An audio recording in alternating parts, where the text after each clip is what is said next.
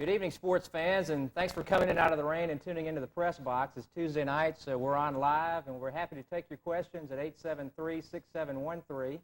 I'm your host, Jeff Richardson, and I'm joined by sometimes usual suspects here, Ty Reynolds and Kenny Sharp from Dirty Owls. So Kenny's the ultimate suspect here. he's not a real suspect. Yeah, he's from New York.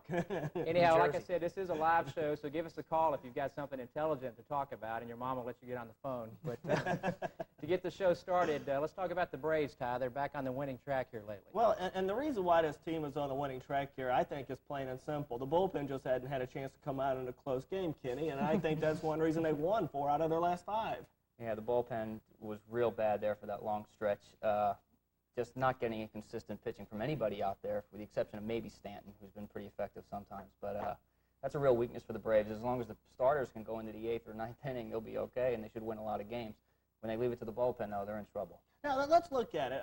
The 4 out of the last 5 games, here it is. They go up into Montreal. They win 6-2. John Smoltz pitches a great game. He even has to hit a home run. He gets a little support, but he just has to totally shut them down. But they win by 4 runs. Then they go to Florida, and the first game of that 4-game series, they win 9-4. They just get a whole lot of offense that night. So they win by 5 runs. And you notice a little pattern here. They're winning by a lot of runs because, the bullpen doesn't have a chance to come out and get into a close game and blow it. Then the next night, there's a close game. It goes into extra innings. The bullpen comes out, and they blow it. Now, true, it was Olsen, who's not one of the more established pitchers right now, but, I mean, this is just an expansion team that's 2 years old coming out, and they've got a better bullpen than I think the Braves have. I've got a problem with that. Then you go the next night, you get a shutout from Maddox, 5-0, and then finally Tom Glavine is the winner of the 12-6 game, and Fred McGriff sees that he's not on, so he takes it on his shoulders to knock in 5 runs for the day for a good day's work. This team is having to win games by 4 and 5 runs, and you notice that's what they did at Florida. They have to win by so many runs so McMichael can't come out and blow the game. And you notice that when he does come out and pitch the last inning and doesn't give up any runs, he can get them out when he's winning by 4. That's why his ERA is under 3. I would really like to see his ERA with 1-run games or games even compared to when the Braves have a 2 or 3 run lead. You would see a staggering difference if you had those numbers.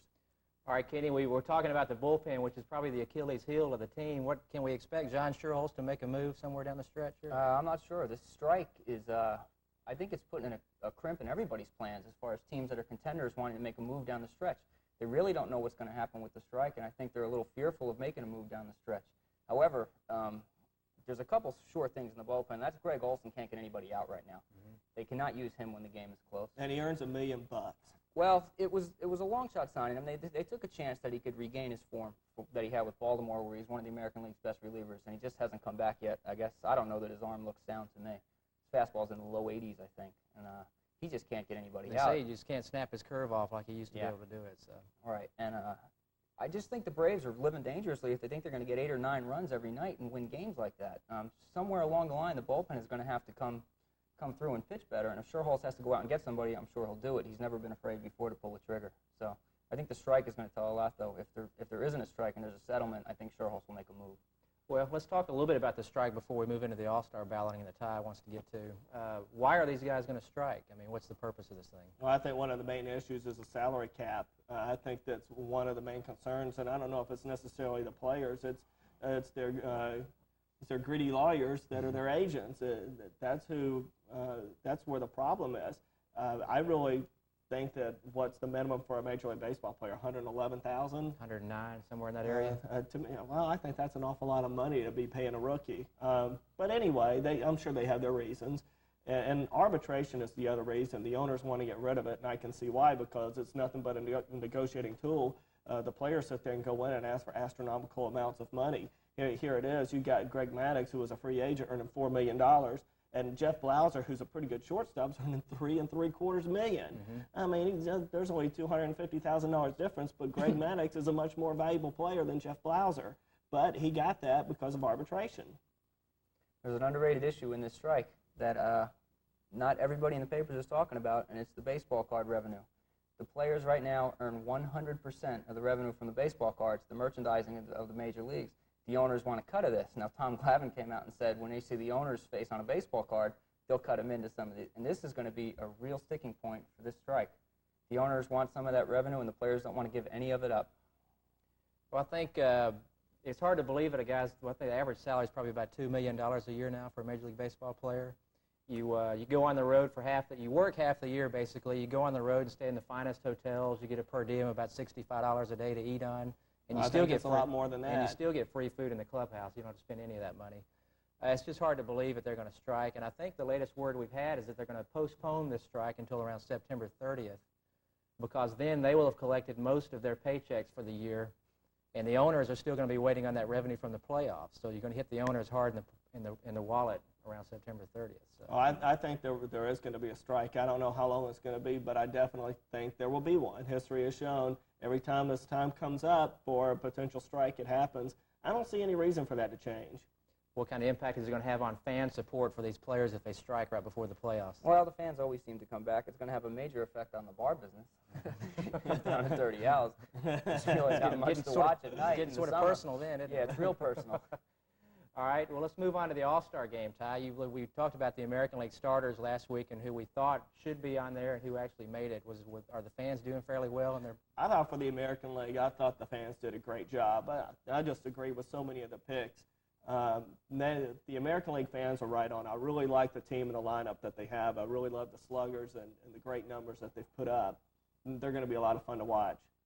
All right, Kenny, Well, one thing in the American League that I didn't like was the selection of Mickey Tettleton as a backup catcher over Milwaukee's Dave Nilsson. I think the managers are really constricted in what they can pick because of the rule for every team has to have a representative. The Milwaukee representative was Ricky Bones, who was a pitcher. I think there's other pitchers that are more deserving to go than Ricky Bones. However, they decided that Bones, I guess, was more of all-star caliber than their catcher, Nilsson, who's got 50 RBIs and sitting close to 300. So that's the only thing in the American League that I really had a big argument with. All right. What about some American League guys that didn't make the team that possibly probably deserved to make it? Well, I think the biggest one where a player didn't make it, I think, is Rafael Palmeiro. I mean, the guy's batting over around 330. He's got 14 home runs. He's close to around 50 RBIs. He's one of the big sticks in Baltimore's lineup. And every year you see Palmeiro up there with a great batting average. And recently, in his playing days with Texas, has really started to put in some power numbers as well. And I think that's one of the more underrated players in the game. Yeah, Palmeiro's a good player. Mo Vaughn is another deserving first baseman. Exactly. I think Mo Vaughn is another player who's batting around 315, 317, and has put up a lot of power numbers for the Red Sox as well. Well, speaking for both leagues, I think first base seems to be the logjam position. Unbelievable. Unbelievable power at first base. Yeah, but I mean, even when you stay in the American League, you have two players with the White Sox. I don't recall seeing Julio Franco on there. I don't remember seeing Darren Jackson. Julio Franco is batting around 320. He's got over 70 RBIs. He's one of the leaders in the American League in RBIs. He's basically the sole reason why Frank Thomas leads the American League in runs scored. Franco is a great player, and Darren Jackson, who's batting around 340 with good power numbers. There's several good players out of the American League left out. And what about Jose Canseco? Yeah, I think the DHs get hurt in the American League because they're perceived as guys that can come into the All-Star game and just pinch hit. They really, they don't have a position to play, and they're just perceived as pinch hitters. Franco and Canseco are tremendous liabilities if you put them in the outfield. And Franco's knees are so shot, he can only hit right now. He can't field. I think that's what really hurt them as far as the All-Star game is concerned. Well, what can be done to sort of alleviate this problem? We mentioned the silly rule that you have to have one representative from each team. You think they ought to do away with that? I think so. I'd like to see him get rid of that rule. Another thing I'd like to see him do is let the fans have some say-so. Let the fans keep voting, but have their votes only count as a percentage. And then I think that maybe the owners and managers, or maybe the players, should also have a percentage or the say-so here, and who gets to play in the game. True, the fans are the most important people here, and they should have the most say-so. I would give them the most power, the most percentage, but certainly I would let some of the other areas of the business have their say-so as well. I would like to see that done. Say maybe players can vote, and there would be 50% of the vote, and the fans would be the other 50%. I think another idea that maybe consider would be just to expand the All-Star rosters up to about 40 players. They could do that, but there's also a basic rule change that I think should be instituted. And since the All-Star game is for the fans like to see a lot of offense for the most part. I think there should be a designated hitter for each team in every game, no matter National League Park or American League Park. It adds another hitter. It gives guys like Franco and Canseco a chance to make the team that really don't have a position to play. And I think that would be a rule that should be put into the All-Star game. All right. Well, I think we have a phone call. Caller, you're on the air. Yes, I'd like to make a couple comments on college football. The magazines have come out. I'm surprised you guys haven't funneled your discussion that way. But I'd like you guys to comment on the Georgia and Georgia Tech upcoming seasons. I know that Tech with Arizona and Georgia and a Division II team, non-conference, I think is going to have a hard time making a bowl. And I think Georgia, if they can find a defense, might put together a 9 or 10 win season. I'd like you to comment on those two squads. Yeah, a very optimistic caller there, Ty. Let's Thanks talk about the for the call. Dogs here. Well, first of all, I talked about Tech, so we'll talk about these guys first. All right. I think Tech is going to go 4-7. I just think that they're just not going to win too many games in their conference because I don't think they're one of the better teams. They've got to find a quarterback, and they've lost their running backs. I just don't see where Georgia Tech's going to be able to produce a whole lot of offense. They did make some coaching changes, and I think that those were pretty good moves. But Bill Lewis has got to get some people out there who know how to play football, and you need to start with quarterback. Well, you mentioned quarterback. Have they given up on Donnie Davis? I don't know. I think you might see Stegall in there at quarterback by midseason if Davis doesn't do any better than he did last year. I think they have a hot shot JUCO guy. They have a Yeah, transfer from a junior college. One of the Luganville. Yeah. His coach is Luganville, who's a coach on the West Coast. I'm not sure which school. I think San Diego State, or was the coach. I and think got you're fired. right. I think you're right. And his son is at Tech right now as a quarterback, and he might get a shot too before Stegall. So All right. So, Ty, you say 4-7. Kenny, have you looked at it? I'm a little too bit more closely? optimistic about that, about Tech. I think they can go 6-5. I think they should win a couple games against some of the weak sisters in the ACC, the Wakes and not Clemson, but I don't know. NC State. NC State. I don't know. It's going to be tough. it's tough. It's an improved football conference, but I think Tech will do a little better than 4-7. At least I hope so.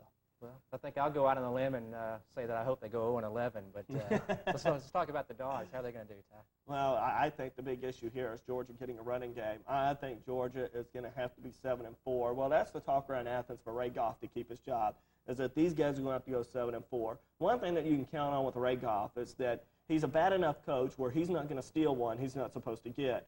So Georgia's not supposed to win at Alabama, and they're not supposed to win at Florida. Hey, well, he won't get those. He's not smart enough, so you already rack those up as losses.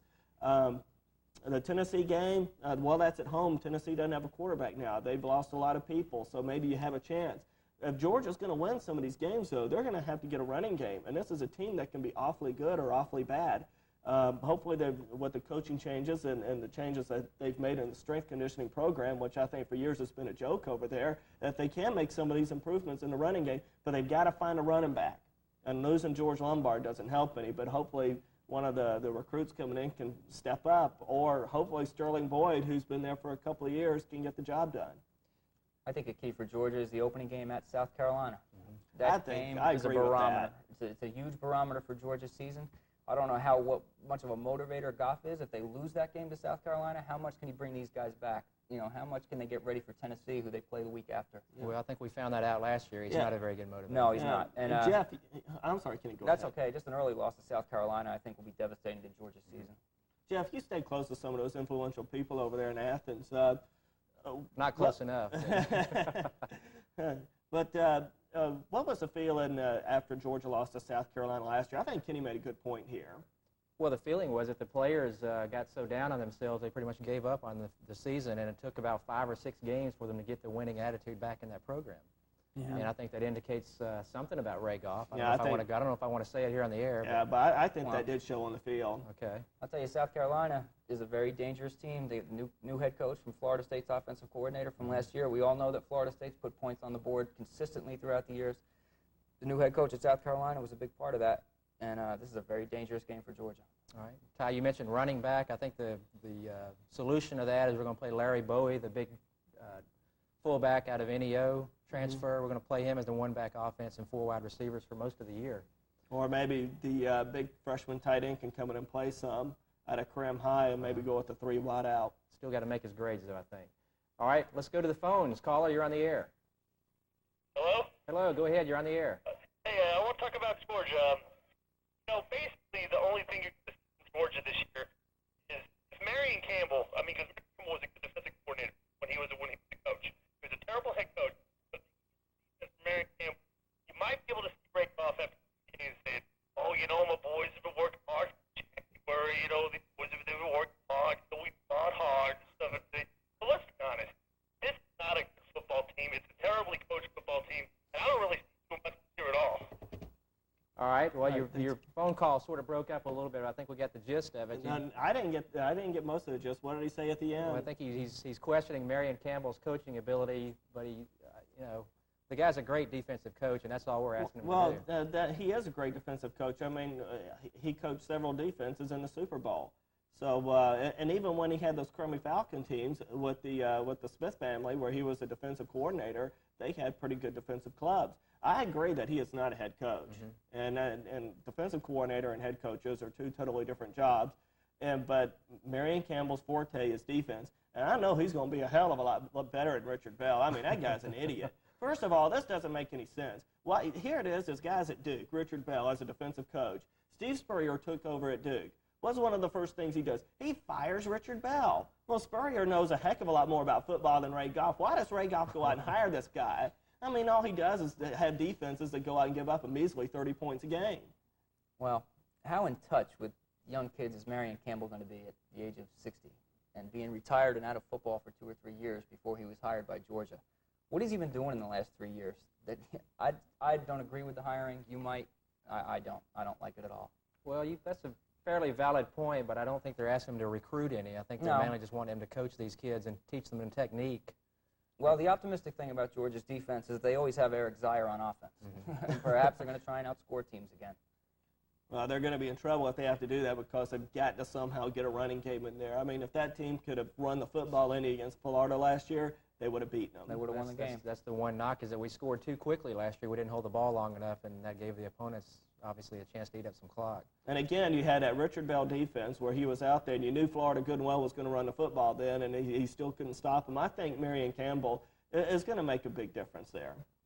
All right. Well, we thank you for the phone call, and let's move back to let's talk about the National League All-Star team here, Todd. Let's go with the starters here. What's going on? Well, I like the catcher with Piazza. That's an obvious choice. Now, first base, Jeffries, who's having a good year. He's hitting around 340, but I don't like it. My choice for there was Jeff Bagwell.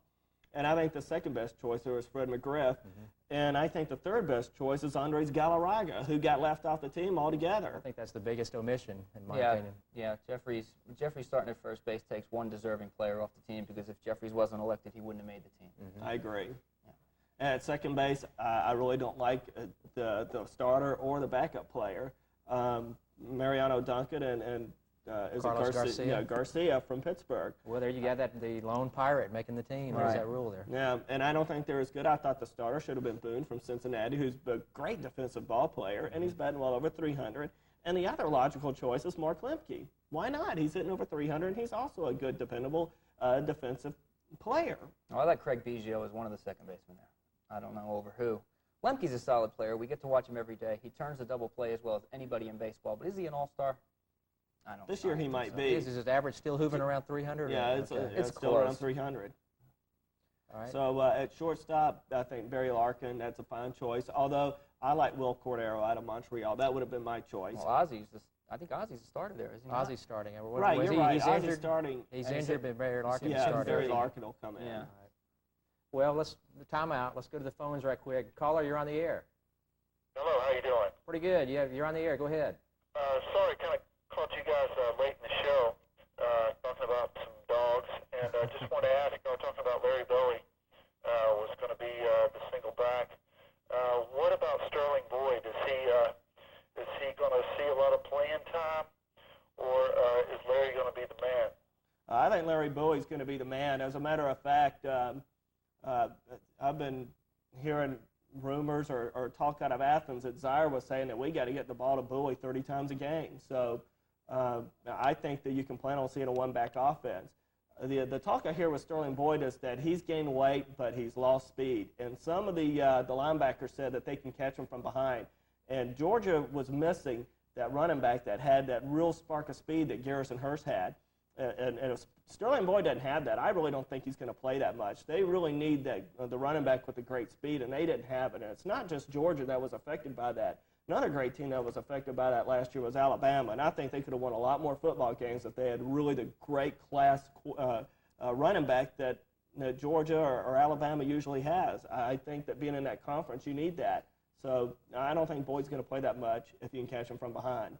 All right. Well, thanks for the call, and we appreciate any questions about the dogs here on our show. Ty, Sterling Boyd did have a great spring game, and I know he impressed the coaches at spring practice. He did. He ran well of all things between the tackles, but Georgia didn't use him a whole lot on toss sweeps. I was surprised to see that, but then it only makes sense when he doesn't have enough speed. But then Emmitt Smith's a pretty good running back, and he doesn't have breakaway speed, but I think the Dallas offensive line's a little bit different from Georgia's. You know, when Garrison Hurst first arrived on campus, he was caught from behind in a few ball games too, and he seemed to have picked up a step or two over his course of stay at Georgia. Let's hope Sterling Boyd can maybe do that also. Well, I'll believe it when I see it. All right. Enough said. Back to the National League All-Stars. I think we said Will Cordero was left off the team. I think he's the best shortstop in the league. That's unbelievable. Yeah. So, again, I think that the rule that you talked about earlier, Jeff, that you don't like, had an effect here. But at third base, I like Matt Williams, and that was obviously the obvious choice there. I like that. Kenny, you want to shoot at the outfield here? Dave Justice, I can buy that. I'd question that. I think he's keeping a couple of Braves off the team. Well, he's hitting 335, and his power numbers are getting there. He's got 30 RBIs? He's up to 41 now. Okay. I personally would not have put David Justice. My outfield would have been Moise Alou from Montreal, Tony Gwynn from San Diego, and Dante Bichette from Colorado. Bichette is something like tied for 6th in the league with home runs, and he's one of the leaders. He's 2nd or 3rd in the league in RBIs. So that would have been my choice. All three of those guys were selected as reserves. So the starters then are Gwynn, Bonds, and Justice. Am I right? No, I don't think Gwynn's a starter. Bonds, Justice, and Dykstra. Dykstra. Dykstra, okay. Dykstra is injured, okay. All right, well, let's go to the phones. Caller, you're on the air. Do you think Dream Team 1 or Dream Team 2 is the best? Which one do you think is the best? I'm sorry? I didn't quite. Are you on the air, caller? Do you have a question? Which do you think Dream Team 1 or Dream Team 2 is the best? Dream Team 1 or Dream Team 2? 1. Kenny? I'd like to see what Dream Team 3 is going to look like. All right. I think they'll be the best. All right. Well, thanks for the Thanks call. for the call. All right, now we haven't talked about any pitchers yet. We've talked mainly about position players. What are these pitching staff shaping up to be here? Well, what amazes me about the American League is that when you look at their starters over there, they only have 2 starters with ERAs under 3, and they're barely under 3. Ricky Bonas is one of them. You can look at the American League hitters, and they've all got 25 homers. Yeah. And that tells you what's going on there. But I think the starter for the American League is going to be Jimmy Key from the Yankees. And I think the starter for the National League is going to be Greg Maddux. How about that? Yeah, I think that's just really hard to argue with. Another guy that got left off the team in the American League is Clemens. Yeah. What is he, 7-4? I guess that's a bad year for him. I guess he doesn't have enough wins, but his ERA's in the 2s, and he's still got a ton of strikeouts. Leading the league in strikeouts, too, right? Yeah, so that's hard to believe. I don't know, does the manager have anything against the Red Sox this year? No Mo Vaughn, no Roger Clemens. Well, it's Cito Gaston, and he picked Pat Henkin. So Pat Henkin's got 10 wins. I guess I can't really argue with that. But over Clemens, I don't know about that. I think he also picked Paul Molitor over some other more deserving players. But then again, if you're the manager, you get to pick your own ball players. No, Paul Molitor, again, is having a good year. Well, I think Paul Molitor is going to be in the Hall of Fame. He probably will be in the Hall of Fame. But the thing is, this year, is he better than Julio Franco? They're both DHs. Yeah. I don't know about that pick either. No, I don't either. All right. No, I didn't know about that pick. I like Franco better. Yeah, I like Franco better. We could speculate all night, I guess. All right, Ty, you wanted to just touch on what you think is the best organization in baseball. Who runs the best organization? Right, I think right now, you have to look at the Montreal Expos. I mean, here it is. They've got an awful facility. They've got terrible fans. No one cares about them in the city, basically. And they never get enough money. The players don't want to play up there, except maybe Larry Walker. And here it is. They seem to produce, year after year, good young players until they want too much money, and then they lose them. I think Montreal is a great organization. I think their farm system and their scouting is excellent. Now, I don't know about what's being done on the major league level. They're winning now. But the word is that Larry Walker is going to be gone if there's no strike. There's going to be a trade because they can't afford to pay him anymore. Now, do you trade a guy like Larry Walker, who's your cleanup hitter, in the middle of a pennant race? If they do that, I'm going to have a lot of arguments with that, with your pick as the Montreal Expos as the best-run organization. Well, it depends on what they get for him, and they have a good stock of outfield talent to take his place. Well, not only that, if you don't have the cash, then you can't pay the players. Well, they should pay him just for the end of this season because they are in a pennant race, and it looks like they will make the playoffs. They had some big crowds for that Braves series up there. I guess the Stanley Cup playoffs are over. Yeah, they're over with now. All right, let's go back to the phones one more time here. Caller, you're on the air. Yeah, hey guys, just wanted to see what your opinions on the World Cup. I've been watching some pretty exciting soccer out there, and All right. looks like Brazil is pretty strong yesterday against the U.S. Just want to hear your comments. All right. Thanks for the question, and we'll touch on the World Cup. That was our next subject. Ty, let's go for it. Okay, well, I think Brazil, it looks to be the most talented club here. But personally, Brazil lost to Bolivia in the preliminary, so I think that if you can sneak up on them and get them, I think the teams that they've been playing, well, I think they've had an easy road so far. I think the team that's had a much tougher road has been Germany, and they've been winning still. I really like Germany's chances here. Germany's a good team. Brazil has so much skill. I mean, they were playing the Americans. They were short a man in the whole entire second half, and they seemed to just be toying with the Americans. You know, their skill level is so high, and it would have been a colossal upset if the Americans beat Brazil, and everyone was saying, oh, it's going to be a great game or whatever, and really looking forward to that game. But in reality, the Americans almost had no chance, and I can't believe that Brazil took so long to score a goal and only beat them 1-0. Yeah, exactly. Brazil had 4 times as many shots and played half the game one man short. Well, the stage was set when the Brazilian guy was thrown out of it. They were shorthanded for the entire second half, and yet I think the United States got 1 shot on goal. Yeah. Everything fell right for the Americans to score an upset in that game, and they simply didn't have enough skill to compete with the Brazilians. I take it both of you guys saw the game? Yeah. Yeah. Right. Did the guy hit him in the face on purpose? I don't think he did. I think it was a reflex, but it was such a It was devastating vicious, elbow. yeah. It was It such just hit him so hard. And he just collapsed on the spot. You know, he has a slightly fractured skull from that blow. That's a vicious elbow. I mean, Okay. whether it was intentional or not, it connected, and it deserved a red card for sure. All right. Yeah. All right, well, let's talk about the rest of the teams. I know, Ty, you like Germany also. And Right, and I think Germany's in the toughest bracket as well with Bulgaria, Belgium, and Mexico. And I think that a team that comes out of that survives that bracket, which I think is going to be Germany, is going to be on a big roll of momentum. I really think it's going to be hard to beat here. But my final 4, I like Spain, Germany, Sweden, and Brazil. So are there any real upsets in that? Well, I think that, first of all, I think Sweden, well, they played Brazil earlier and they tied. Sweden's a good team. I think, like I said before, Brazil, they can get slack. They can be had.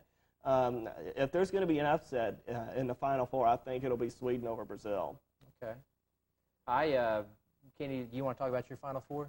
I'd like basically the same thing as Ty likes. The only thing is I watched Bulgaria play today, and I think they'll give Germany a real good game.